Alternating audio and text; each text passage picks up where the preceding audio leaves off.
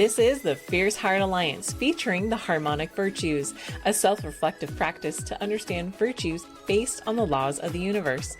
We can apply these virtues to everyday life to fully participate in our personal evolution by cultivating resiliency, purpose, and harmony. Hi, I'm Summer Sophia Moon, and I've come here to heal myself and chew bubblegum. And I'm all out of bubblegum.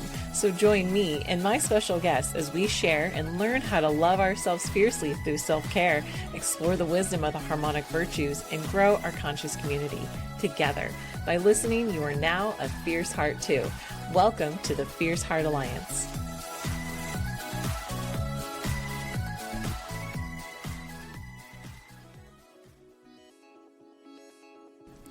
Before we begin today's topic, I'd like to say thank you to our listeners. You're always welcome here. Thank you to our ancestors, spirit guides, and friends who are assisting us today.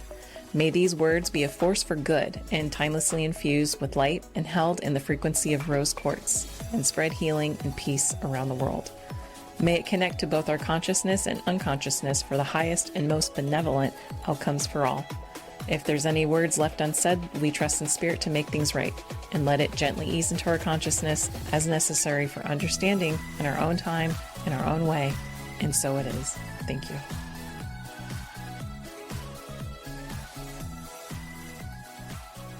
Hey Fierce Hearts, today's episode is the virtue of transformation.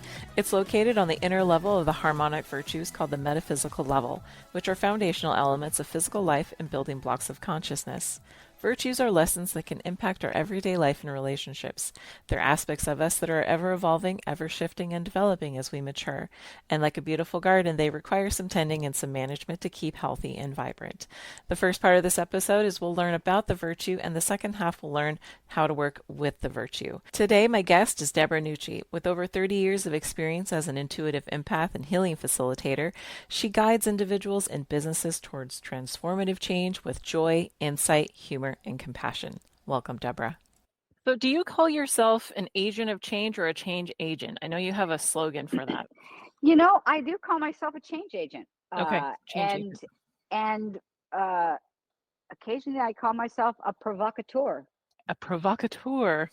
Yes, which means change agent. Yeah. Basically, you know, I do it both in a disrupting of whatever energy is there to say, hey, you want something different, and from a shining back what something different looks like, feels like to somebody else, and they go, oh, I want that.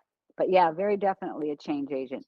And I didn't used to fully embrace that, even though I say whatever, you know, I meet people at their map of the world and take them where they want to go, not where I want them to go. That's a very different thing. Oh, sure. But at the same time, if somebody comes to me, I absolutely know they want change, because They're they ready for wouldn't it. have been attracted to my vibration if that isn't what they wanted. Because I'm very clear on what I do. And I'm a change agent. So if you want somebody who's going to have talk therapy for 6 months and move you along and be your cheerleader, that would not be me. However, I may employ all of those things in helping be that change agent. As a self-proclaimed provocateur and change agent, what are some of your key thoughts on transformation? And do you have any experiences you want to share regarding that concept?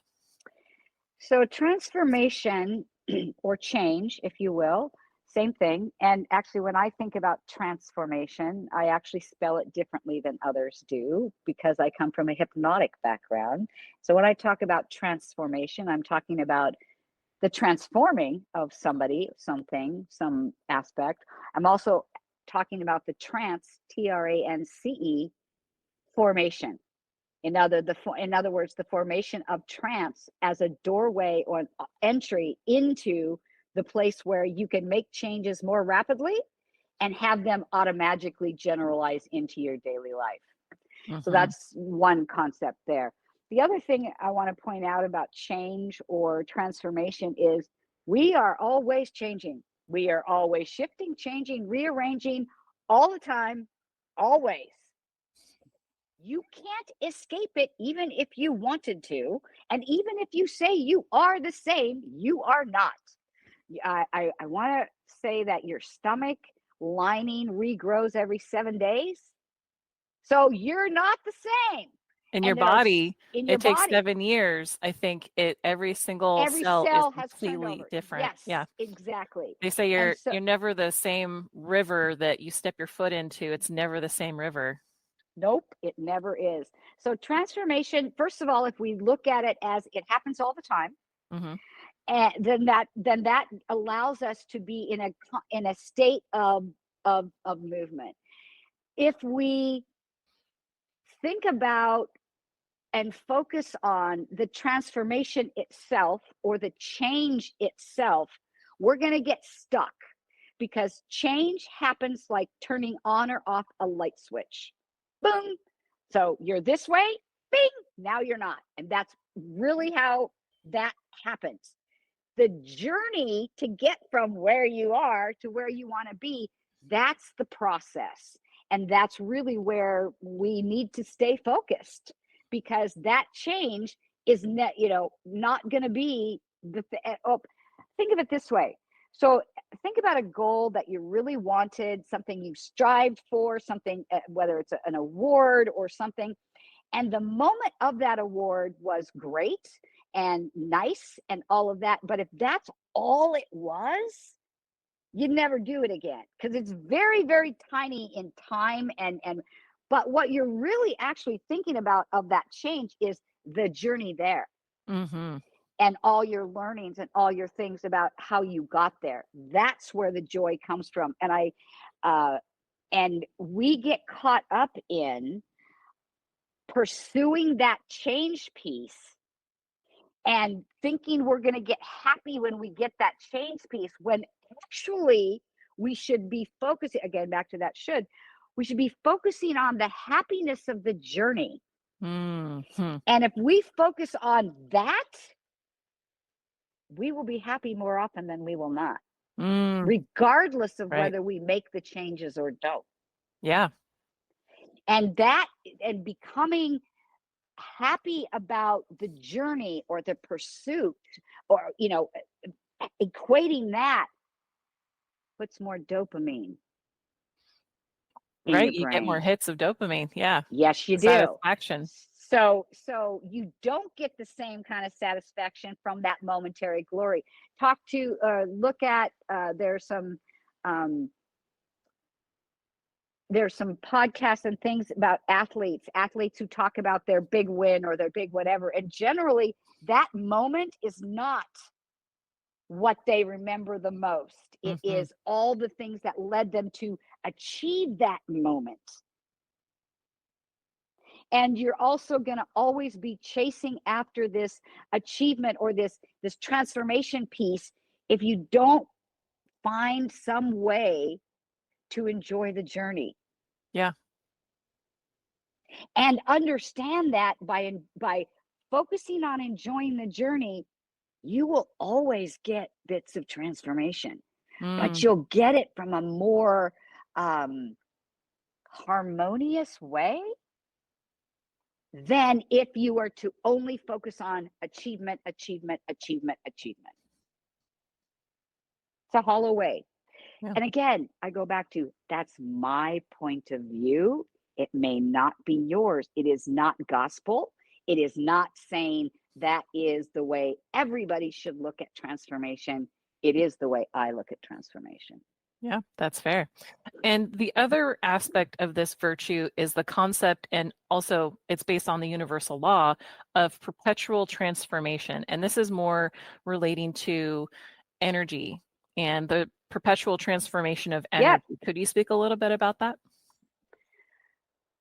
Well, from a very high level sort of feeling standpoint, because um, I don't have I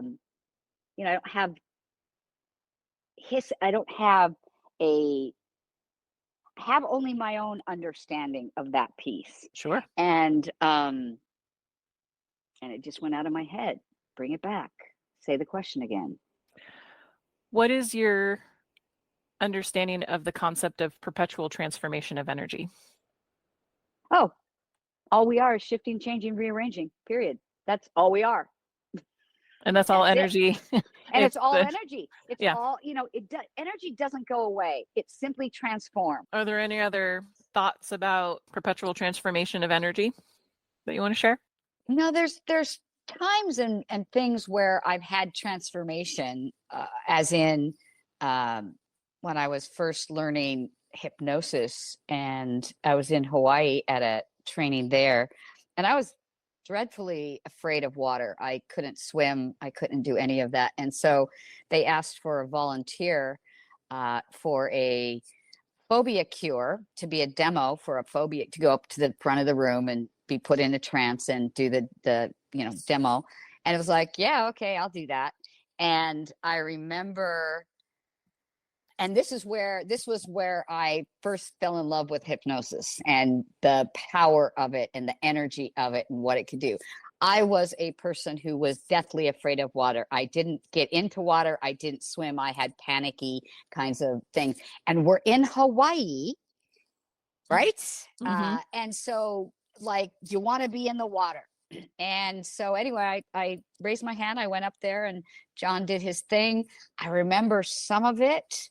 I remember being in a trance that I loved. I remember that part. And I remember, just different things, different pieces, different whatever. And 30 minutes go by, 20 minutes in the whatever. And then, so we go to test whether or not this phobia cure has worked. And I go out, I'm in my husband and I was married at the time, I go out into the water in the bay, and I start panicking. Like, I start to get this, and then I'm freaking out. My husband just shoves my face down into the water with my mask on and, all of that. And I look around and I see turtles and fish, and all of a sudden I'm buoyant and there is no problem. Like, I am, and I realizing that I am in the water, not scared, everything's beautiful. And I start sucking, like, not being able to work with my scuba gear, or not scuba gear, my snorkel, and swallowing, as I come up, for my husband drags me up. But that was, for me, it was like, that's energy transformation. Like, I couldn't do, and then I could. And it was like, okay. And it happened just like that.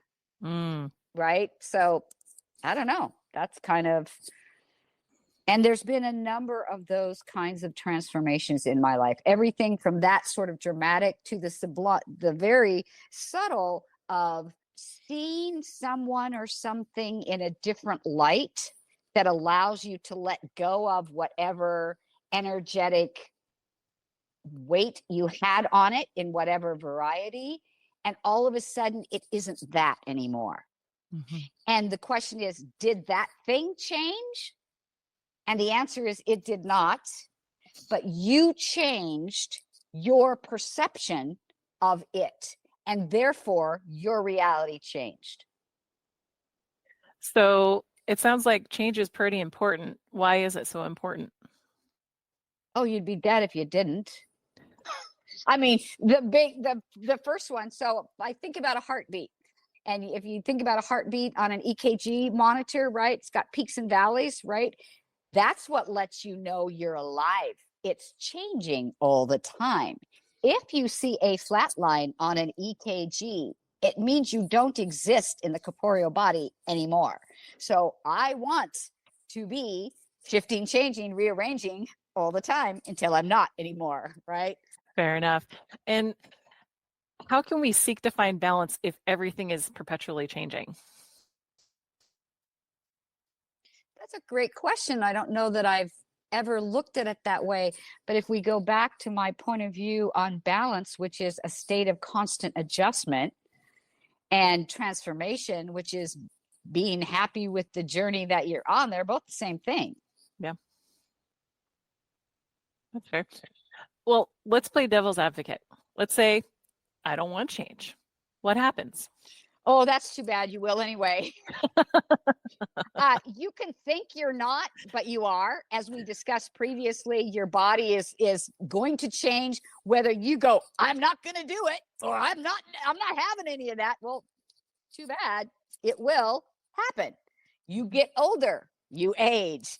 Hair goes from what color it was when I was born to what it is now, which is gray. Okay. So, like, and I can color it, but it has already changed. And so, devil's advocate can be out there all you want. All it does, not wanting to change or not being a fan of it, is put roadblocks in your face. All it does, it puts roadblock in your face because you're going to anyway. I think you Accept it, said move something on. like kicking or screaming, you'll go. Oh yeah. So what I tell people after I've done a piece of change work or asking them if they want to do the change is like, do you want to go kicking and screaming, or do you want to go gracefully? And it's like they pick one. Well, that's an illusion of choice because the presupposition there is you will go. Like it's that thing that parents do to children. Did you want to go to bed at 7 p.m. or 7:30? Gives the kid the illusion of choice. They pick one. Well, you've already put them in the frame you want them in. Right. Now, me being the child I was would have said 8, but that's just me. And then we would have had a little interaction to see if I could change my parent, which didn't work out so well. But yeah, so you can think you're not changing. You can not want to change, but all you're doing is creating resistance in your own world and going back to, you can't not think about what you don't want to think about without thinking about it first. So if you are focusing on what you don't want, you will absolutely, unequivocally get more of same. Mm-hmm. So how does resistance feel in your body? And I know similarly, we've talked about allowing versus and then resisting. Yeah. So could you speak about that a little bit? So when you and I talk about allowing, we talk about it in a really kind of gnarly way because, well, let me see if I can say it this way. Sometimes neither you or I are in a allowing mode. We are in a, I want it to be this way. I want to see it this way. I want it to. And the problem with that is you cut out all the other ways that thing could be delivered to you. How can you recognize that, oh, I'm resisting this? And then also, how does that play into allowing things to happen? So resistance for me, and again, we're going to go back to everybody has their own decoder ring. Right. So for me, resistance begins to feel like tension. So, and when I think about that, it'll be tension in my stomach, tension in my diaphragm. My shoulders might be tighter. You know, my body in general is constricting versus expanding. I might be, as you described earlier, inward, pulled down towards, and that isn't helpful at all. And what does allowing feel like? That's hysterical. You got to leave that in. Wait, because what is allowing? Yes, because here we are. So that's the thing. It's like allowing is a very different energy. So resisting is a directive energy. You are putting effort into not doing something, right? Mm-hmm. Allowing is not doing that. Mm-hmm. Allowing is being who you are, grounded in your moment, and open and receptive to what is coming in. And if you've been marinating on what you want instead of what you don't want, you're going to be able to go, oh, it's right there. Or, oh, it's right there. If you're open, if you're constricted, you won't even know it if it was out there.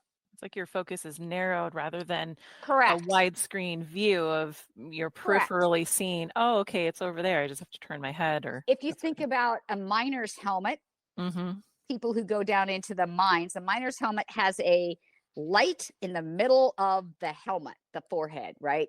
And it has a narrow view. So you can go down into a room and have that miner's helmet on, and you're only going to see a narrow band of light. But if you flip the light switch on in the room, you're going to see, oh, it's a cavernous room. There's shit tons of space here. And what I want is over there. Mm-hmm. So it opens the aperture, and you hear me say that all the time, for what it is to come in. And this is a really strong piece of manifesting, in that once you do all the work to take your energy information and turn it into an intention, which creates energy in formation, then you take action, you put it out there, but you let go of the form that it can come back to you in. That's allowing. That's saying, I want this. You paint the picture, you do all that. I want this to happen. But if it's a blue house instead of a red house, or a green, you open up yourself to even a better version of whatever that was that you wanted, if it doesn't have to be in the exact form. So you let go of the form. That makes sense? Yeah, and the undercurrent of that sense or concept, I would say, is control. Because when I've experienced allowing, I have to let go and resign control of how this is going to turn out. And I may not be able to influence it, or I just have to allow things to transpire and transform and develop the way that they will, without me fiddling with it and fussing and trying to manipulate the situation for it to turn out the way that I think this should happen. Yeah, exactly that. And you're exactly right. It is that allowing piece is transformative, in the sense that you can't control much in your life, even though we think we can. You can control what you think. You can control how you interpret your feelings, but you can't necessarily control the feeling itself. And you can't control other people. Oh, you can't control other people. Hell no. Like, and just a little bit on you're not supposed to. I mean, well, yeah, no, it's not healthy, and it's not useful, and it generally doesn't work for a very length of time. Right. Yeah. And there are constructs around when it does work, and they're generally pretty negative. Yeah. But let's not go there. Well, we've talked about transformation and allowing and resisting, and one of the fundamentals of the Fierce Heart Alliance is self-care. So I'm wondering, how does transformation and change impact or influence your self-care? So I think being aware of your own state, for starters, cultivating that awareness of being able to interpret what state you're in, is where we start. Like, I'm feeling X, or I'm feeling Y, or I'm feeling this sharp pain over here, or I'm feeling this sensation. So it starts with what you're feeling and how you want to take care of that. And what I mean by that is, we often think, or at least I did do, sometimes still do, think I need to perform at a certain level for somebody else, or for a work, or for this, or for that. And truthfully, all we have to do is show up, be authentic, and give ourselves grace. I know for a fact that whenever I get stressed and I'm way too wound up and I can't seem to find relief or whatever, it is me not allowing, there's that word again, myself the grace that I would give others. So one of the techniques I employ when I'm being really hard on myself because this isn't happening or something is not going my way, it's like, what would I tell somebody else if they were talking to me about this? And almost always I would go, oh, it's perfectly acceptable. And then that causes really usually a physical shift in me about, why aren't I giving myself that? And then with that question, usually what happens is that relaxes into allowing. Or one of my friends, you or somebody else, happens to say something in a certain way, sometimes with a 2x4, sometimes with a 4x4. Theoretically, not physically. Metaphysically. For those who don't know us, it's metaphorically. Metaphysically, that allows me to be, like, what? And that, once again, shakes my perception. I can no longer hold on to that silliness, if you will, and I'm now transformed into a different level and can laugh at usually laugh at myself and go, ah, yeah, I guess I wasn't a lot, and there's when that realization happens, I've walked through the door and I can't go back to that unless I want to tell myself a story and recreate that. Yeah. And I find that the resistance can be a slow process or it can be a fast process. And we can either just quickly put up a wall of, nope, not doing this, or it can slowly tighten and guard.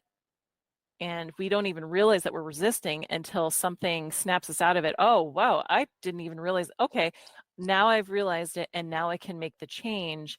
And now I choose to open and receive and allow flow. And there's another part to that, which is when we're feeling resistance, sometimes there's a really, really, really good reason for that. Yes. And you have to be able to discern the difference between, am I resisting because I have a jerky way of looking at something, or something that is not quite as fleshed out as it could be?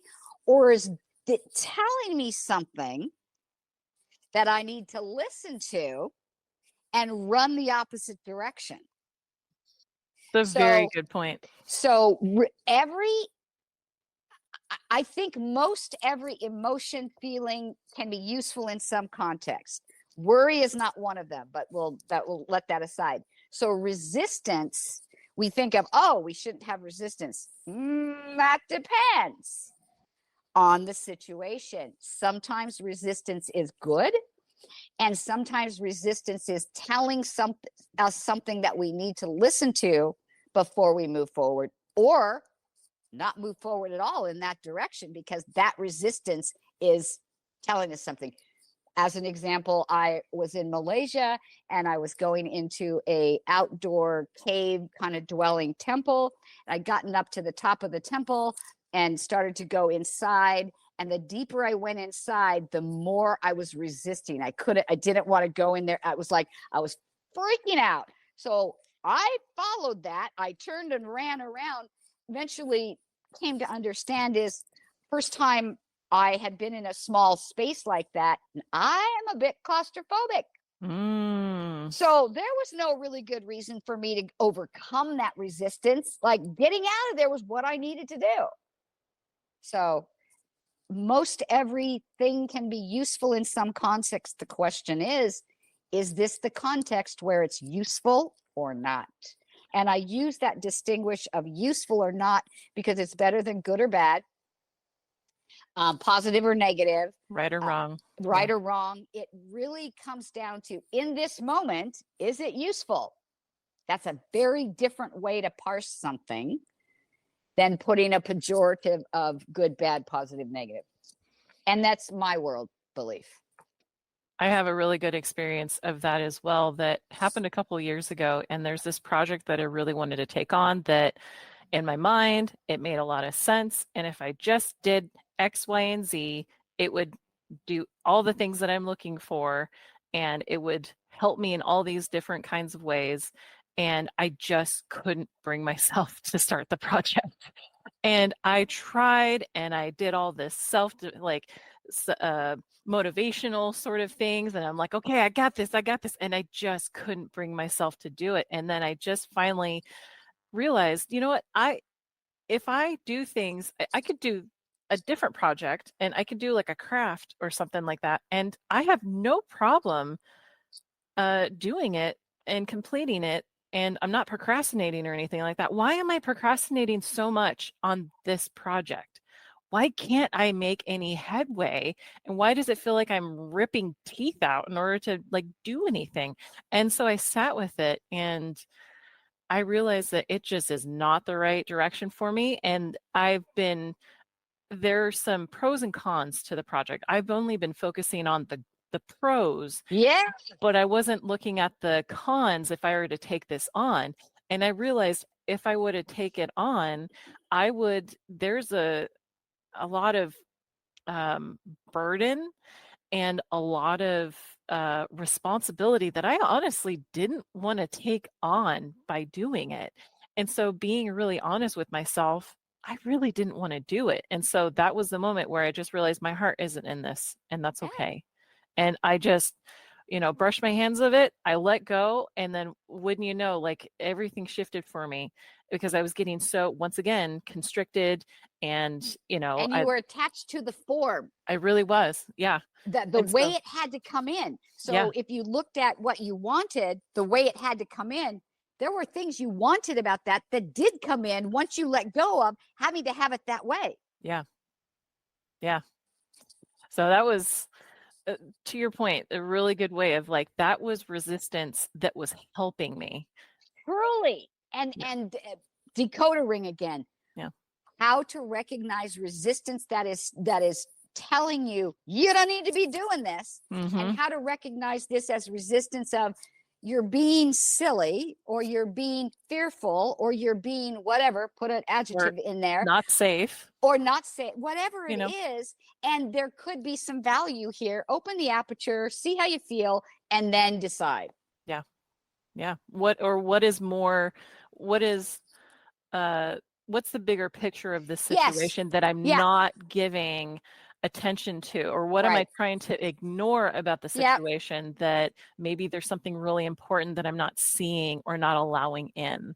And generally speaking, when somebody is talking about, to use your example of a project or a thing that they want or they're working towards, if it is shaded in either direction, meaning, oh, I see all the good things of it, or oh, I see all the challenges of it, chances are you don't have the aperture open full enough, because Hmm. you should be able to see both of those. Yeah. I see this being like an example of a relationship, and I'm sure we've all been in them, of like we only look at the green flags. Oh, We yeah. don't want to pay attention to the red flags. So Yeah. maybe the red flags are things that we should actually be paying attention to in addition to the green flags. And Right. ideally there's no red flags, but there's so many times we're in relationships where it's like, oh well, he's blah blah blah or she's blah blah blah, and you just kind of, you don't pay attention to the glaring red flags in the room, and you just like, no, but they're, the Until good you get things farther outweigh down. the bad. Yeah, And until you get farther down into it, and then you realize you got to be dealing with these mhm, in order to have a healthy relationship. absolutely. And that could either mean you both figure out, whoa, wait, yeah, no, we don't really vibe, like back to frequency. Hmm. We don't Vibration, really, yeah. yeah, we our vibration isn't the same. And actually you could use that same thing in a relationship that either grows together, the vibrations continue to be harmonious, or they don't. Yeah, and if you break up, that's transformation too. That's transformation, and that's a different vibration. and And you and two are now different people, yep. and you have a different experience now, and it's been a lesson based on the experience that you had Right. when you're together. Right. Relationships, ooh, yeah. They are the backbone of all social interaction. And I remember when I want to say I was probably 7 years old. I was a precocious little youngster. And my uh I just lost it again. What were we talking about? Sorry. Being a precocious Oh, youngster. no, before uh, that. Transformation in relationships being the Oh, in backbone. relationships. So my mom and I, we had a cantankerous relationship throughout our whole life. Love, hate, love, hate, love, hate. Ultimately, I think we both saw each other's value at the end, and that was cool. But and even throughout it. But I remember she was being rather emotional, and my mother was undiagnosed bipolar when I was growing up, so that was kind of weird being an empath growing up with that. Sure. Especially, learning not me and not me. But I remember she and I had been having this discussion about our relationship and the relationship with the kids, and her relationship with dad and whatever. And I was getting super frustrated, as only a 7-year-old can get. And I had my hands on my hips, and my little body shaking. It's like, Mom, relationships are messy. Just get over it. And, stormed my fine little self out of the room. And she reminded me of that frequently after that, because for her, that was an epiphany. for her, it was like, oh, okay, well, they're messy. Once we accept that, then a whole lot more things can occur Mm-hmm. Mm-hmm. than if we think they're supposed to be other than messy. Right. Right. So Because we're always changing. shifting, changing, rearranging. And All we ideally are. that you can change together and grow together, and no matter how long or how short you're together for. Yeah. And understand that you're going to grow apart sometimes. And what does that look like? And how can that be okay? And How can we yeah. give one another the space Mm-hmm. to have the ability to figure out their own new boundaries or whatever, whether or not that includes us. Yeah. And that's really hard. That's glib to say, hard to live in a relationship. Yeah. And I think that that's also true for family Oh, relationships yes. Yes. and friend relationships. Yep. And, they say that some people are here for a day, some people are here for a season. There's some And are here for a lifetime, and it just depends on, what category they fit in. And sometimes things change, and that's okay. and things will change. And I have a person that was in my life for over 30 years that I had to say goodbye to for a lot of reasons. It doesn't, from where I sit right now, it doesn't dim the coolness of the memories we had, but Right. it did for a while. But it doesn't mean I want to cross the street to say hello to them now. Right. Because our vibrations are different. Mm-hmm. And they no longer either attract or repel in a way that is beneficial for both of us. Mm-hmm. And that's a very hard thing. Yeah. It can be very painful. Yeah. Well, my next question is about the elements. I know you love working with the elements so much, and I'm wondering if you can explain how the elements relate to transformation. So, yeah, the elements are in everything for starters: earth, fire, water, wind. Some people call it air. And they have a particular frequency or resonance. And so when I'm thinking about, as an example, fire energy is a directive energy. And it's get shit done, it's move things forward, it's create some idea, it's charge it down, it's directive. And if you've got a lot of that energy going on, like, I want to get things done, you might think that to bring balance to that, like you want to scale that back a little bit, that you would go swiftly over to a receptive state. Well, maybe not. Maybe you might want to bring in some supportive energy, and that would be, so if I think about fire energy in particular, you might think, oh, the best way to counteract fire is with water, right? That's going to put out the fire. Well, that is right. It's going to put out the fire, and we're going to get this polarity situation going where fire, water, fire, water. What we want to do is find some balance. We want to pull that fire energy back a little bit. We want to bank the fire so that we have a steady, warm state of moving things forward in a path that's going to. So what we really want to bring in is some earth energy, because that's going to calm things down just a little bit. It's going to give us some grounding, but it's going to still allow us to move forward. It's not going to put out the fire. It's going to merely bank it.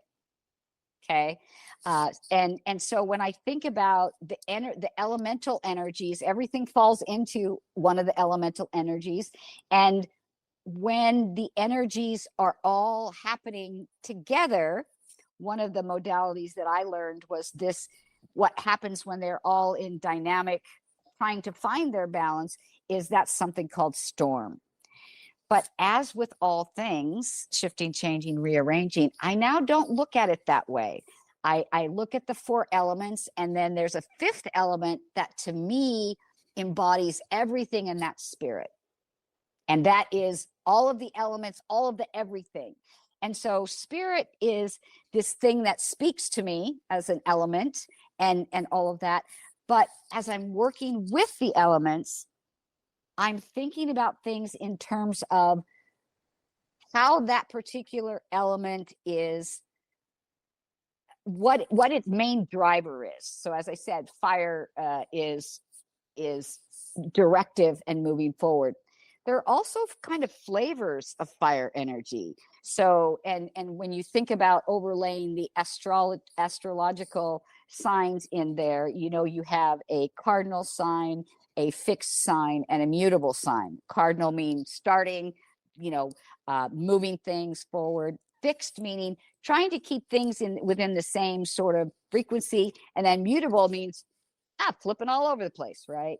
So there are flavors of fire energy. Cardinal, and that's useful for starting things. That's useful for keeping things moving. But when you want to maintain something, you really want to get into a fixed fire sign, because that's going to keep things moving at kind of the same pace. And if you want to be able to switch, change, rearrange quickly, you're going to want to be in that flavor of mutable.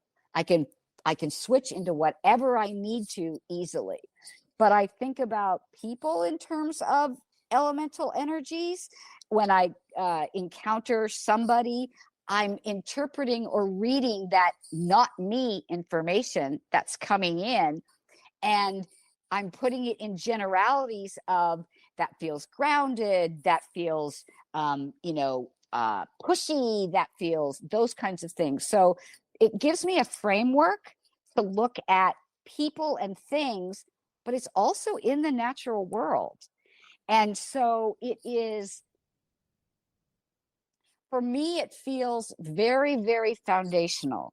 Like everything is elemental and can be reduced down to one of the elements and one of the flavors of the elements. Right. And so when I'm doing change work with people or leading somebody, facilitating change work with somebody, I'm looking at things, I'm feeling things, I'm assessing things, I'm discerning what energies they have that they're running their programs on, what energies they're missing, and how I can bring these together in the most harmonious way. And sometimes it might be I want to shock them, and I'm going to bring in some water against fire, because I really want to put out all of that fire energy. And I realize you just talked about all of that in a very high level, weird sort of energetic way, but that's kind of how I make sense of it right now. That's fair. This is the part of the episode where we learn how to work with the virtue of transformation. So, what are some practices that you suggest, Deborah, to help us work with change rather than resist it? I don't know that I would put it like that, That's fair. because as we think about it, there's always going to be a reason for me to want to work with resistance or I think what you might be getting at is, when you're in a resistant state, how might you change that to help you get Yeah. out of that resistant state? Well, first to go, hey, I'm in a resistant state. Mm-hmm. And then to say, well, is that useful for me? And if Mm-hmm. it is useful for you, for whatever reason, and sometimes I will say that being resistant, and I can think of myself in some cases where somebody's given me both logic and intuitive, like all the reasons, and it adds up. But I am simply not going to accept that yet. Like, I am not going to, for what, like there's something. So I might have to take that in, go away with that, and then come back and go, yeah, I was being a jerk. That was, but I think it's that internal questioning, or first sensing, where am I at? Is this useful? And if it is useful, you're done with that test, right? You just keep doing it. If it's not useful, we go back to that. What do I want to feel instead, be instead, have instead, do instead? And are there any rituals or actions that you do to tangibly create change? That's a great question. There probably are. I don't know that I've ever thought about it that way.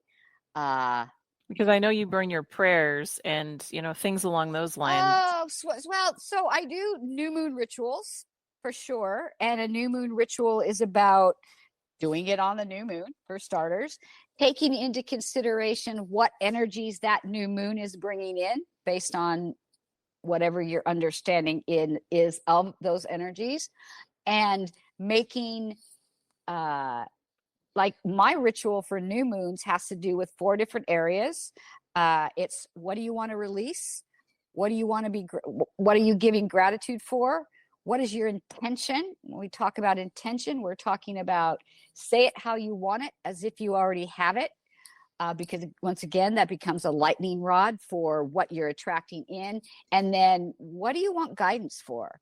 So you write those things down, and then if you're doing it on your own, then you would speak that out loud. So I am releasing X and Y, and I'm releasing all fear that is no longer useful.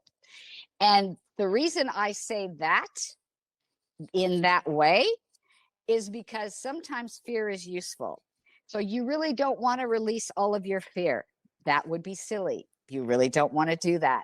Trust me, the universe will set things up for you to realize that you really don't want to do that. So what do you want?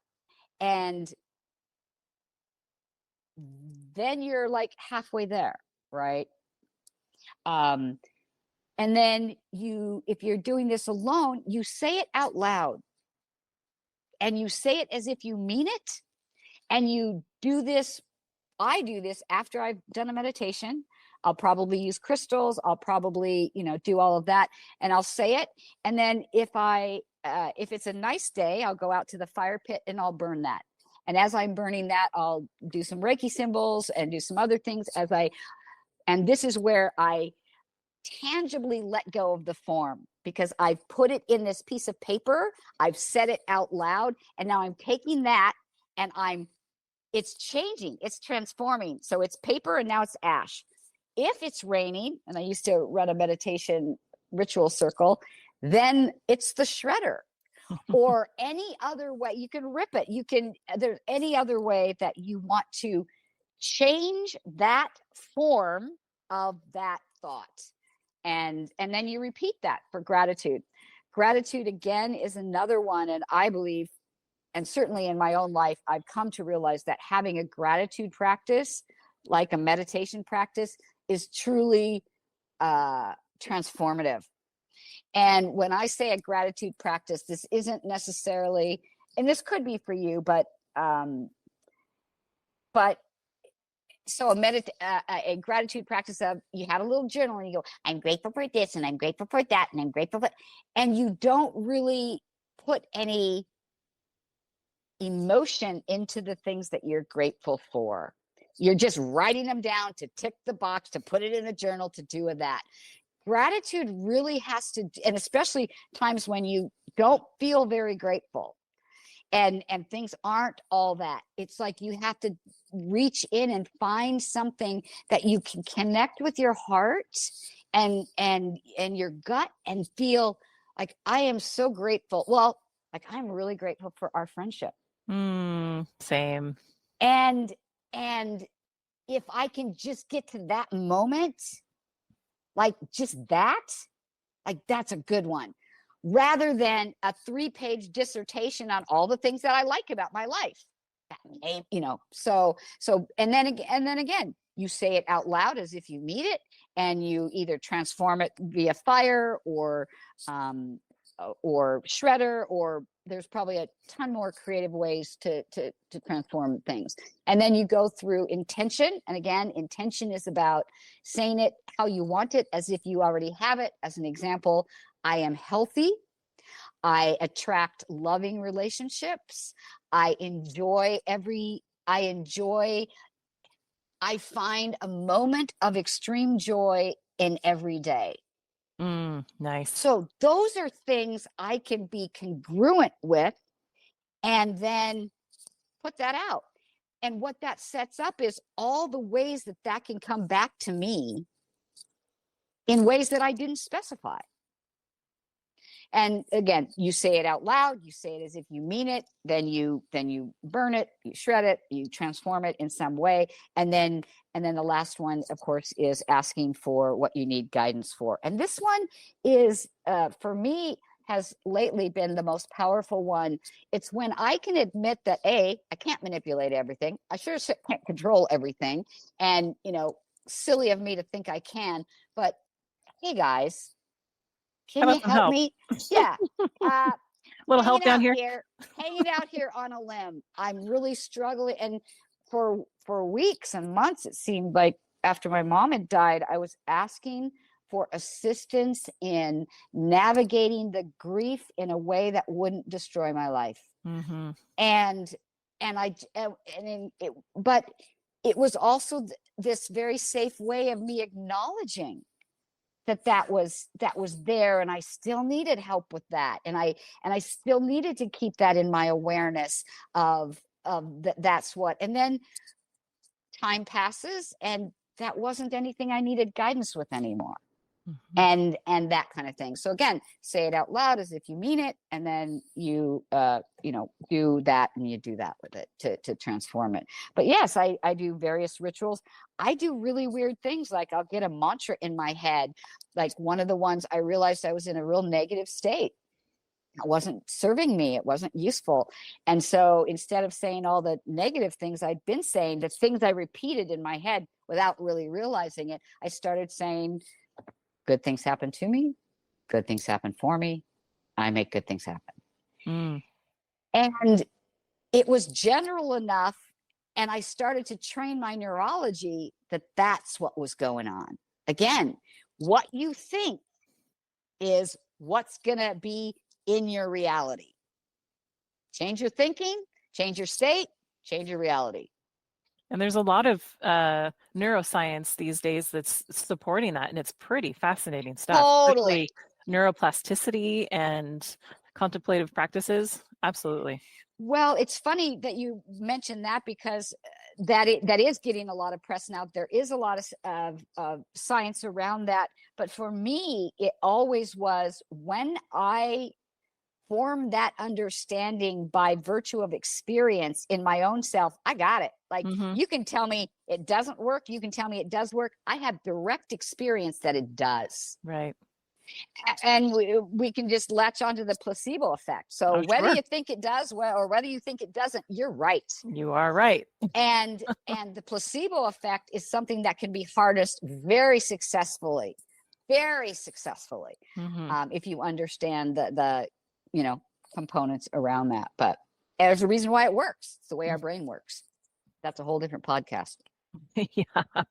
Well, getting back to practices for change and transformation, I really love what Carl Jung talks about of transformation. And he says that a good way after a therapy session is to take the garbage out.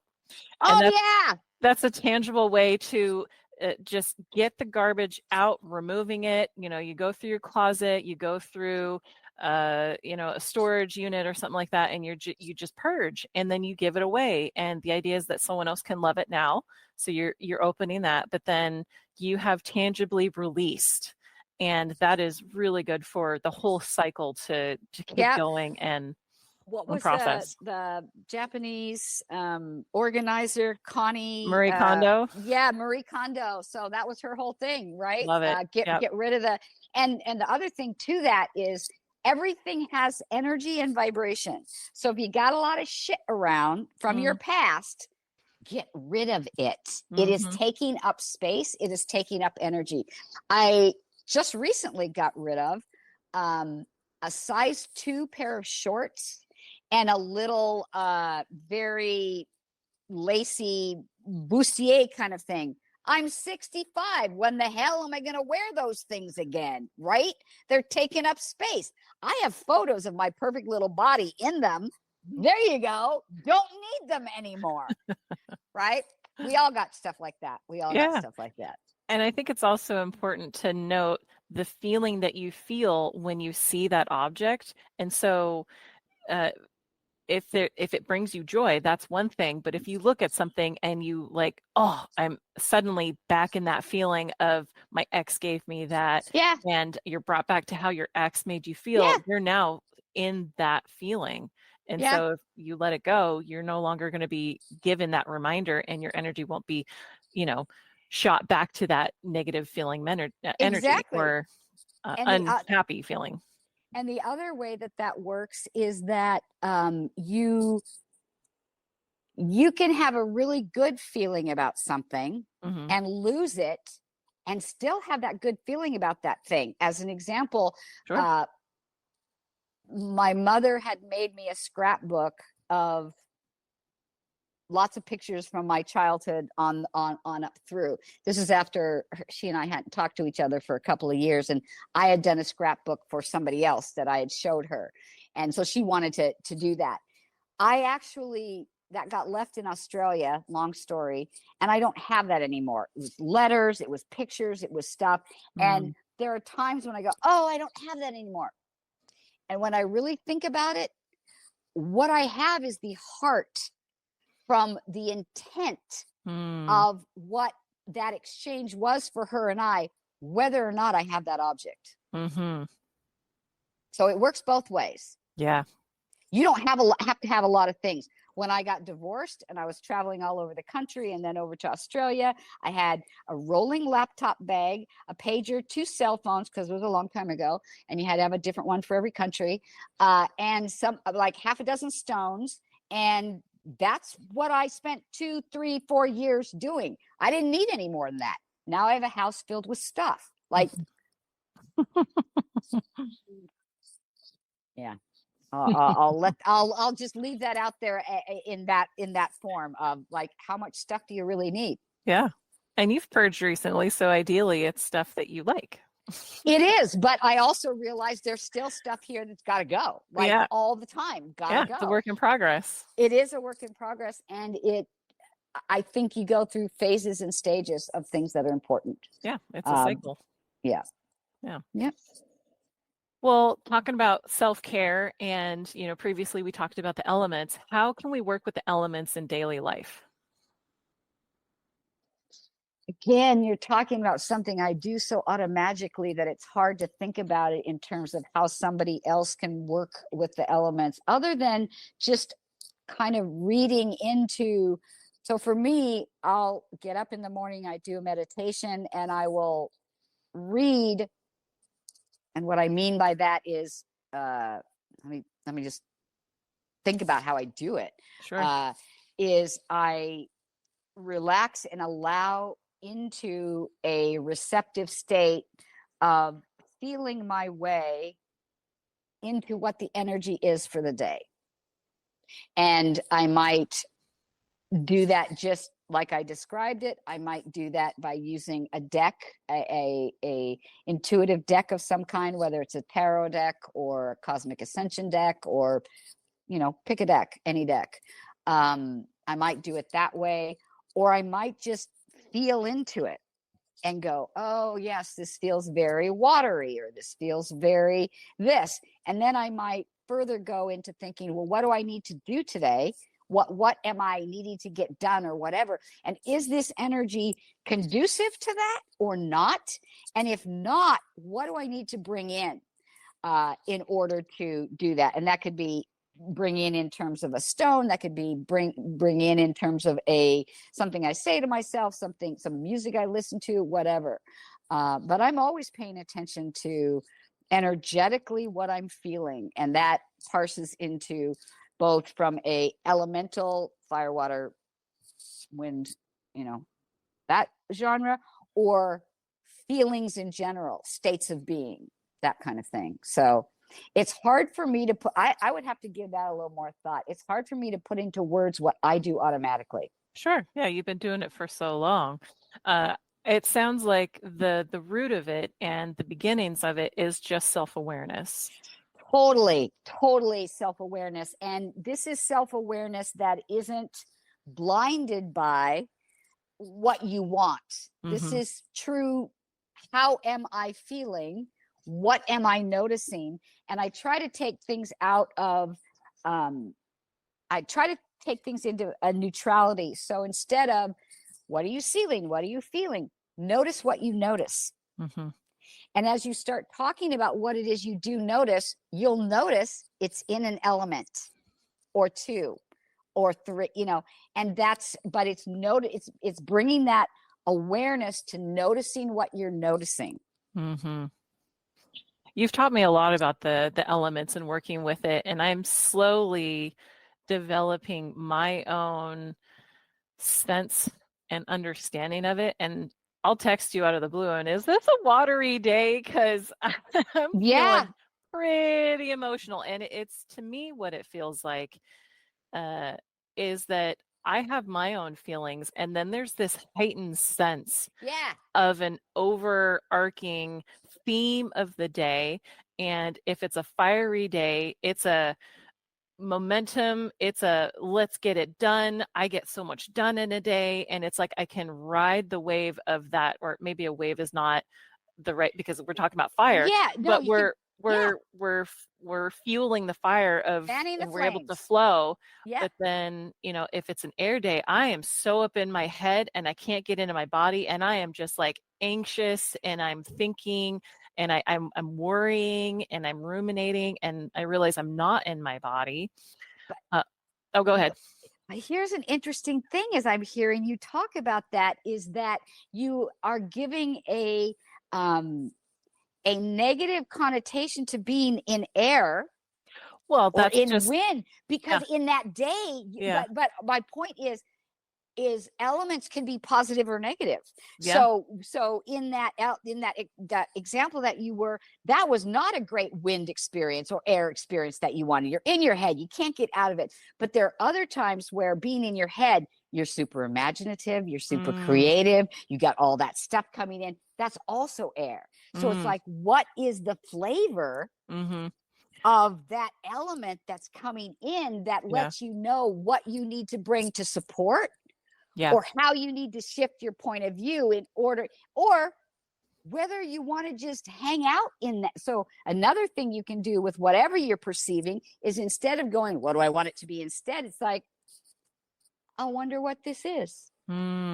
So employing this notion of curiosity. Curiosity takes judgment and discernment out of the way. And so it's just, oh, I'm curious, where is that coming from? How, where in my body is it? Where do I think? And that can lead to introspection, to more understanding of that thing.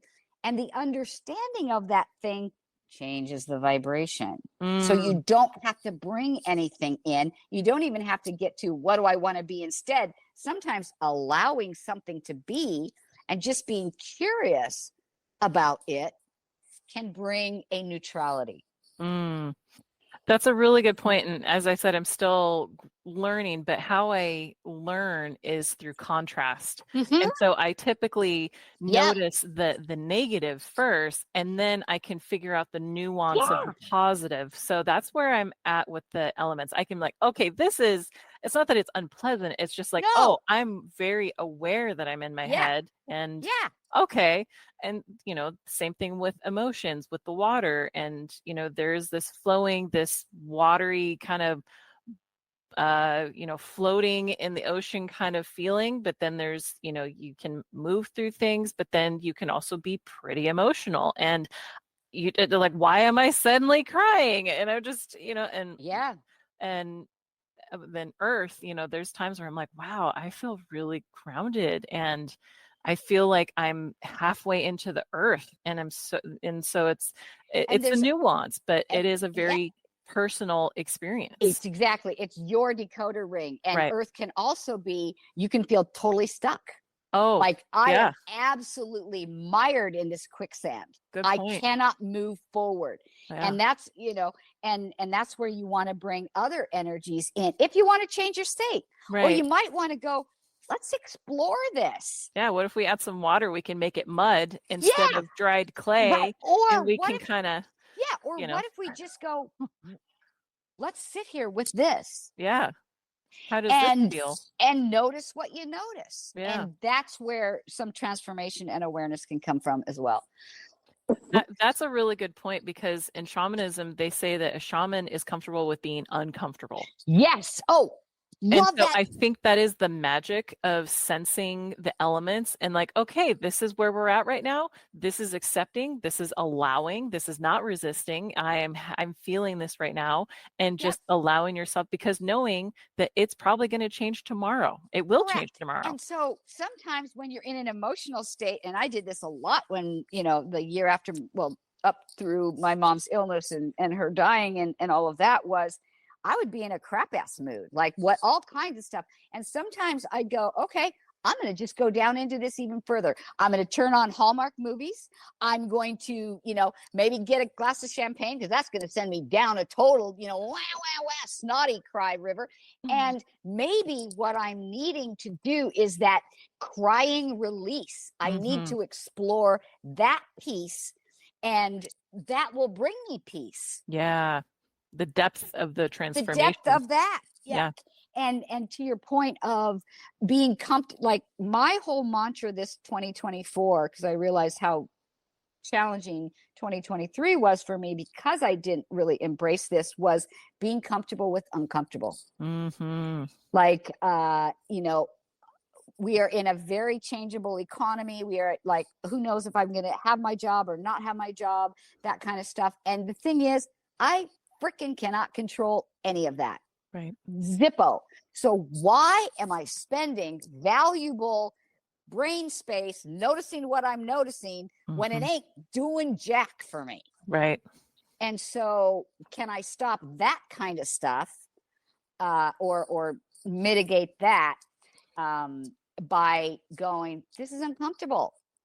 And, yeah, being comfortable with uncomfortable, and being somebody who deals with a lot of, um, physical pain in my body.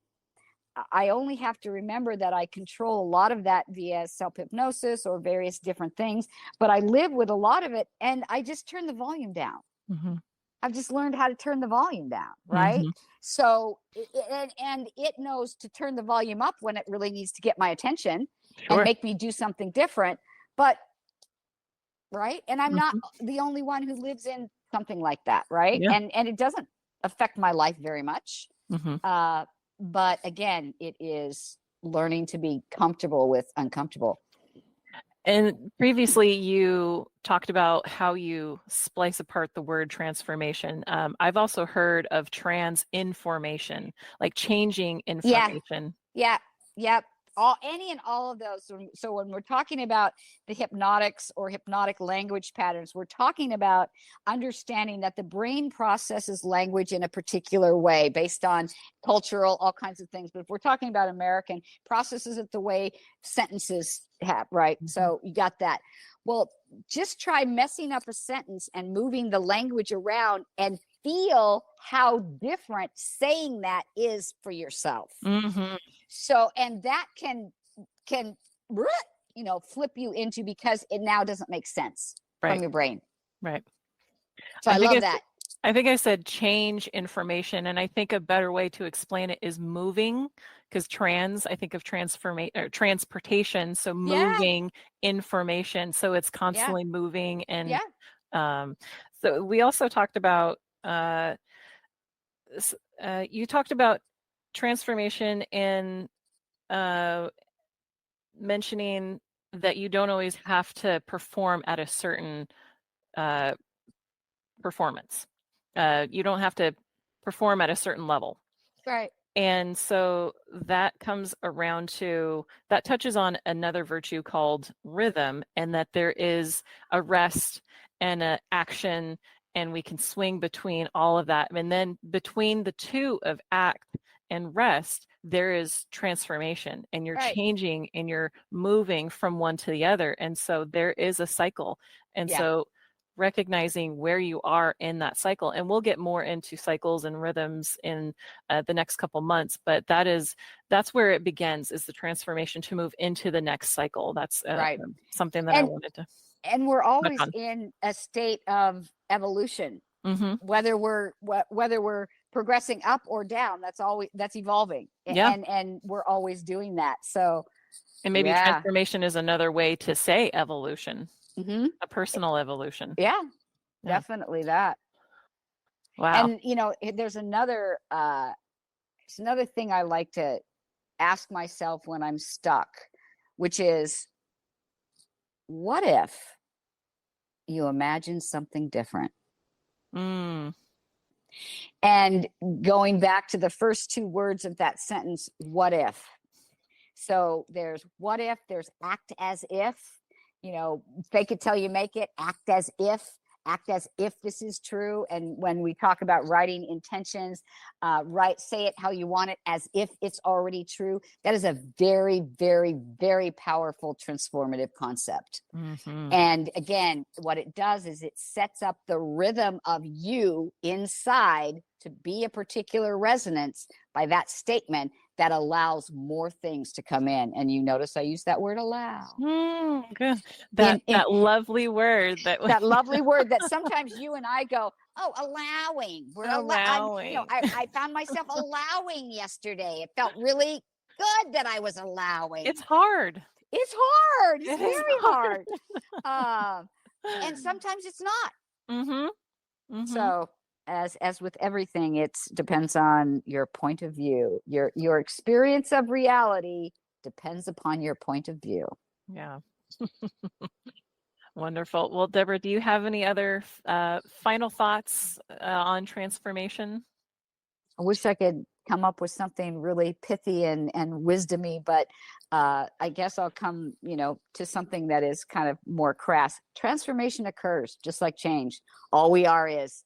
And you can go kicking and screaming. You can go willingly. You can go with a parade. You can go with bells on. But the presupposition behind all of that is you will go. You will transform. You will. You will. It's inevitable. It's part of life. You cannot keep the same stomach lining, even if you wanted to. Mm-hmm. You can't. It's not within your control. You can, however, perpetuate a condition in that stomach lining by continuing to put the same stuff in and think the same thoughts. Good point. Yeah. But your cells will be different when they start out. Mm-hmm. And when you remove that, they will be different too. Exactly. I love my nephew used to travel a lot, go on different adventures, and it was like I would give him a hug when he left and say I love you and come back different. And it was just this very kind of snarky little kind of, but just leaving open that notion of we're always different. We're always changing. We're always got something that we're shifting, right? And it is a normal part of being a human on the planet. Mm-hmm. Even if we don't want to. Mm. Doesn't change it. Fair enough. Well, thank you so much, Deborah. This has been enlightening, transforming. Yes. Shifting, changing, rearranging. And wonderful time as always. Thank you so much, Deborah. Well, that's our episode for this week. Feel free to leave any comments you might have about your experience with transformation to keep the conversation going. I'd love to hear from you.